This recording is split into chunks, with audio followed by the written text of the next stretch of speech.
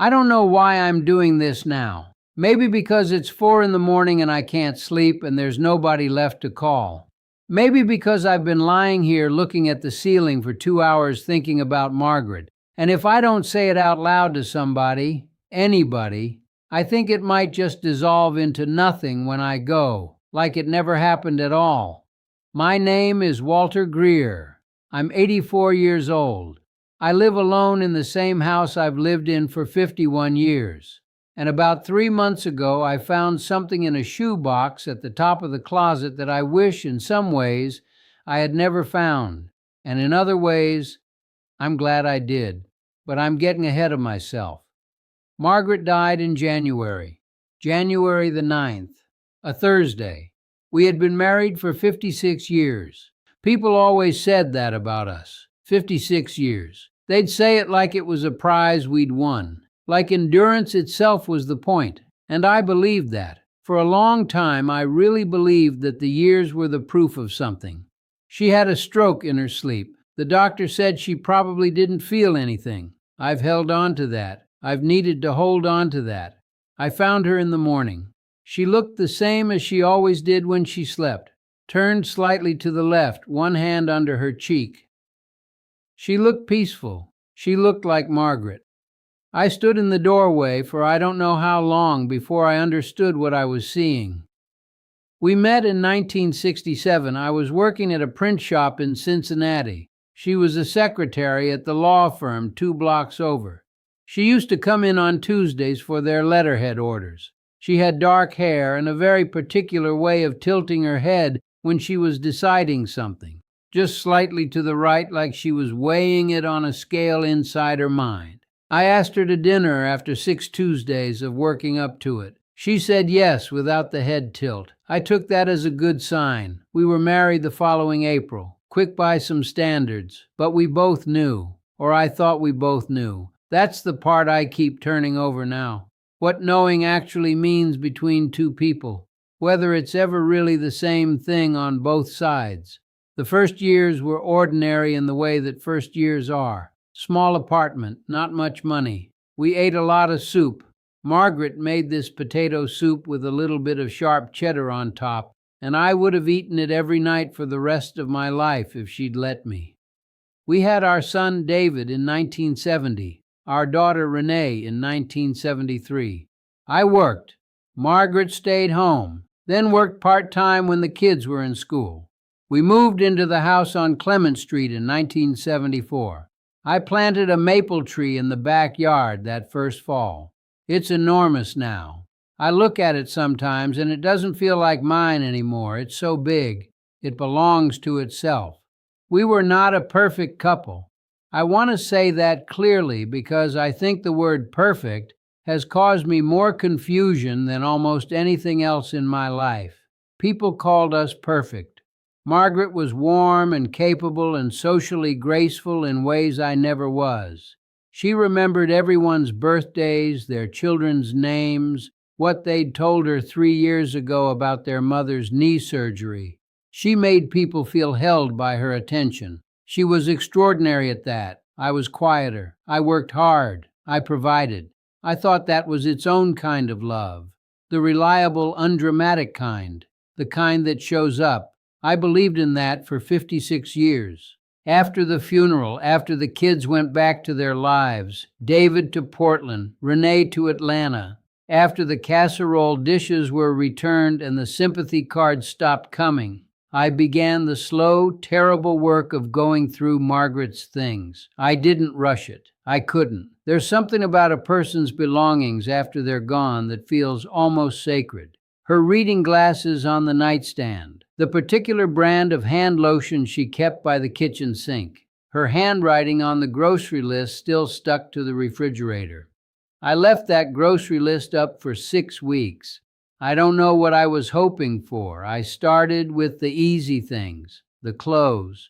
Her sister Carol came down, and they went together, which was a mercy. I couldn't have done that part. The study took longer. Margaret had kept meticulous files, insurance, medical records, the kids' old school papers she'd never thrown away. I found David's third-grade report card. I sat with that for a while. Cool. And then, on a Tuesday afternoon in April, 3 months after she died, I pulled a shoebox down from the top shelf of the closet. I thought it was photographs. We had shoeboxes of photographs all over the house, things we'd always meant to organize and never did.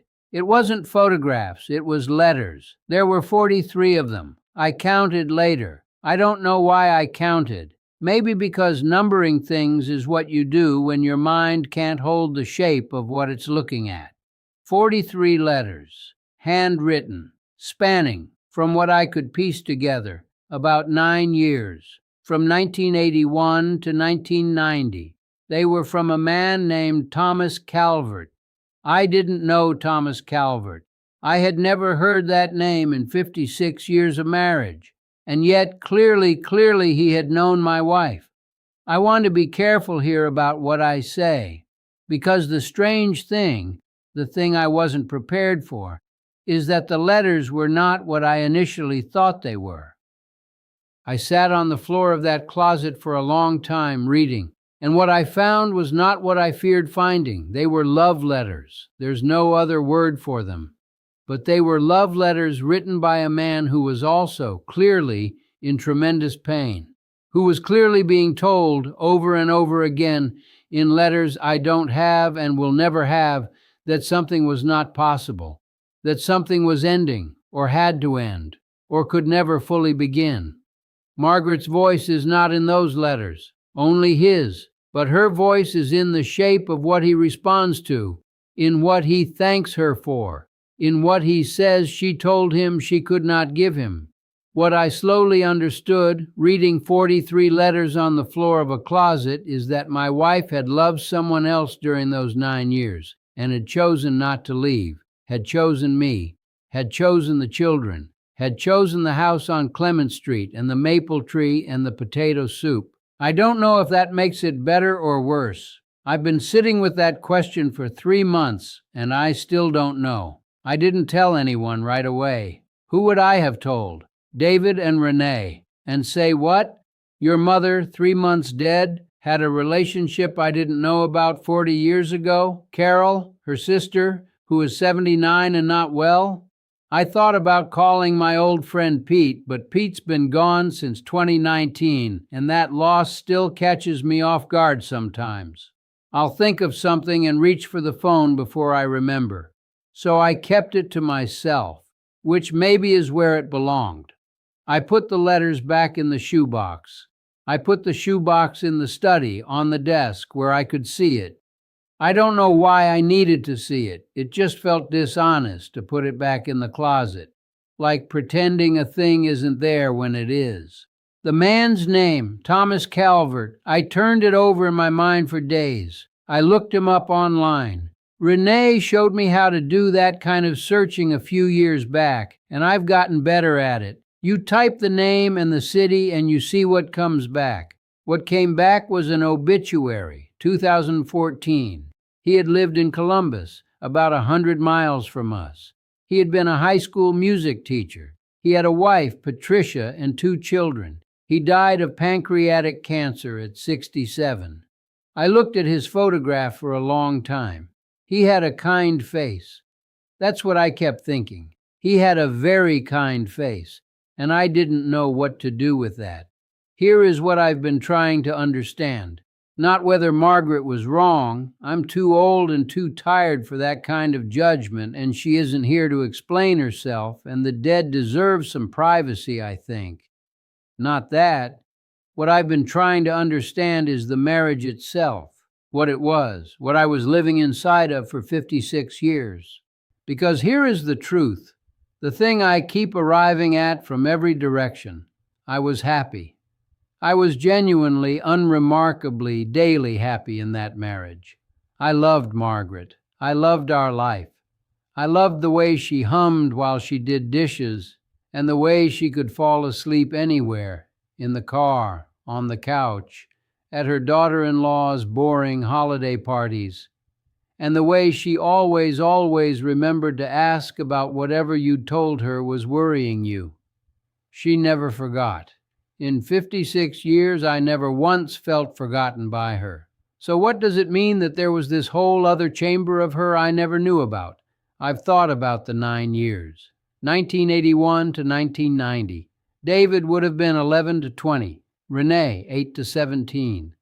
Those were full years, busy years. I was working long hours at the plant then, trying to make a run at the management track. There were dinners I missed, school plays, I think. One or two things I know I missed that I shouldn't have.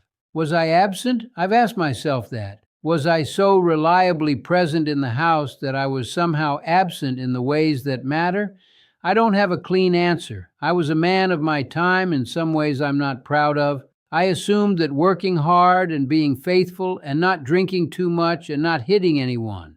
I assumed that was what marriage was, what love was, the absence of damage. Maybe Margaret needed more than the absence of damage. Maybe she needed to be known in some way I didn't know how to offer. Or maybe none of that is true and it was something else entirely, something that had nothing to do with my failures and everything to do with the particular private storm inside a person that no marriage can fully reach. I don't know. I go back and forth.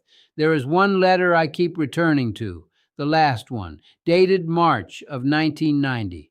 It's the longest, and in it, Thomas Calvert says something that I've read maybe 30 times now. He says, and I'm not going to read it word for word, I can't do that, but what he says essentially is that he understands her choice, that he has always understood her choice, that what he can't understand is how she manages to be so present in a life she decided to stay in, when he himself cannot imagine how that is done. And then he says he hopes, he genuinely hopes, that what she has with her husband is something real. He doesn't say it bitterly. That's the thing. I read it over and over, and I cannot find the bitterness in it. He seems to mean it. He hoped that what she had with me was real. And I believe that it was. I think Margaret loved me in the way that she was capable of loving with everything she could manage to give. She loved me, and she chose me, and she stayed. The question I'm left with is whether I should have known her well enough to see that she was choosing. If you love someone, do you know when they're actively choosing you? Should you be able to tell? I didn't know. In 56 years, I didn't know.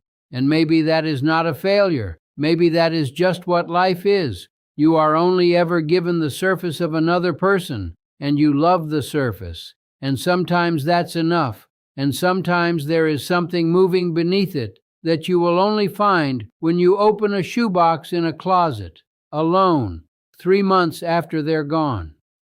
David called on a Sunday. He calls every Sunday, regular as anything. My son has his mother's reliability in that way. And we talked for an hour, and he told me about his garden, and I told him the maple tree had started leafing out already, which seems early, and we talked about Renee's youngest starting middle school, and I thought the entire time about the shoebox on the desk, whether to tell him. I decided not to. Not because I wanted to protect Margaret's memory exactly. I don't think it's my job to curate her. She was a full person, complicated and real, and she doesn't need me managing her legacy.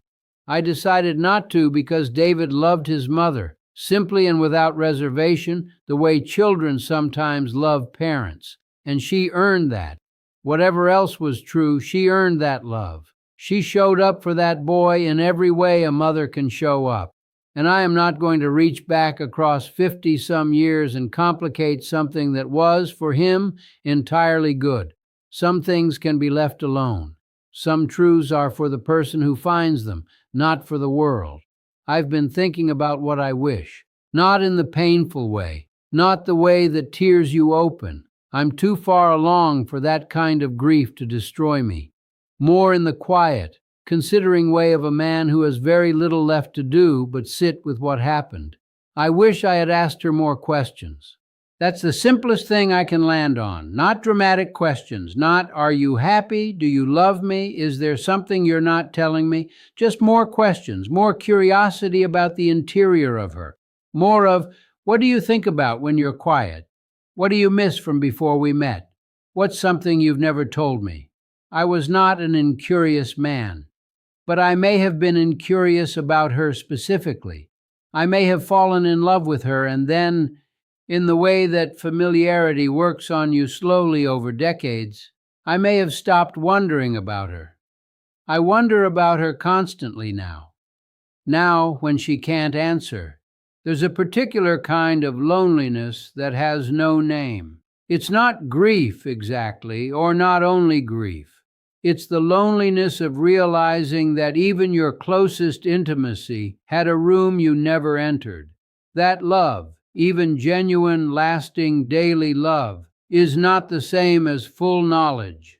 That two people can share a bed for 56 years and still remain in some essential way separate. That used to terrify me, that thought. In the first weeks after I found the letters, it felt like being told that nothing I knew was solid. But that's not where I've ended up.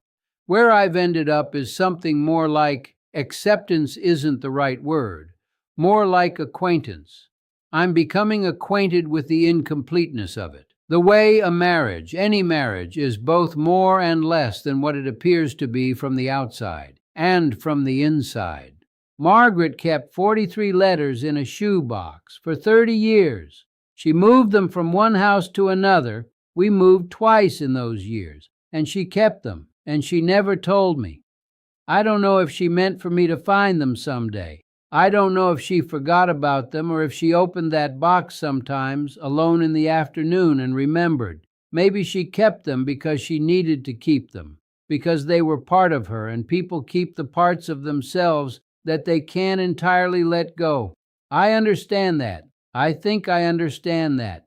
There is something I want to say about what happened to me last Tuesday. I went to the cemetery. I go every few weeks, not from obligation, just because I want to. I'm not sure I believe in anything in particular after death, but I believe in showing up, and it's a way of showing up. It was early morning and still cold. There were no other visitors, just me and the sound of traffic from the road behind the tree line. I stood there for a long time, and I talked to her. I've been talking to her since she died. I know how that sounds, but it's just talking out loud to the air to wherever she may or may not be. It helps me think. I told her I found the letters. I told her I read them. I told her I wasn't angry. That was the truth. I tested for the anger, reached around inside myself for it, and it wasn't there. Or if it had been there, it had already moved through and out. And then I told her something I should have said more when she was alive. I told her she was extraordinary, not as a wife, not as a mother even, just as a person. The particular, irreplaceable, strange, and private person she was. I told her I was glad that she chose the life we had, and I was glad she was complicated, and I was sorry I hadn't been more curious. I stood there in the cold for maybe 20 minutes. Then I drove home and made coffee and sat at the kitchen table where we had sat together for decades. And for the first time since January, the house didn't feel quite so much like absence. It felt like it had been lived in by someone real. My father died when I was 32. He had a long illness, and we had time to prepare, if you can prepare for that. I sat with him at the end, in the hospital. He was not a communicative man, had never been, and we sat mostly in silence. But at one point he turned to me and said, "And I have never forgotten this," he said. "I spent too long deciding what I thought about people." I didn't know what he meant at the time. I was 32, and I thought I understood things.